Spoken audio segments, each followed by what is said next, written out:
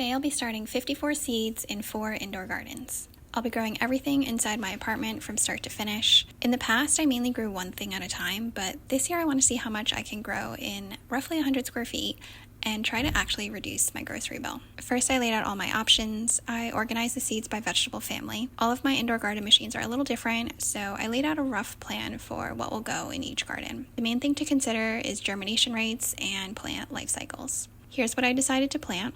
And here are all the machines.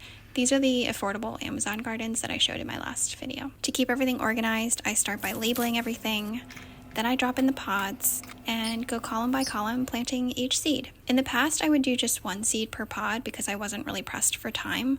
With indoor gardens, you can garden all year round, so if something doesn't sprout, you just add another seed. But because I'm trying to be really efficient and maximize everything in the shortest amount of time, I'm planting 3 seeds per pod this year, and I will eventually remove the extras and plant them in my other gardens. I just repeat the process for every garden. It definitely took a while. And then for the last couple categories of seeds, I'm doing a slightly different seed starting method. Some vegetables don't like an overly wet environment and they'll tend to rot if started directly in the garden, so I'm using coco coir. It's basically coconut fiber. It comes in this brick format and will kind of crumble and dissolve once you wet it to form like a soil-like consistency, and in that I'm planting some chives, some peas, and squash. And there you go. That is my massive seed start to kick off the season.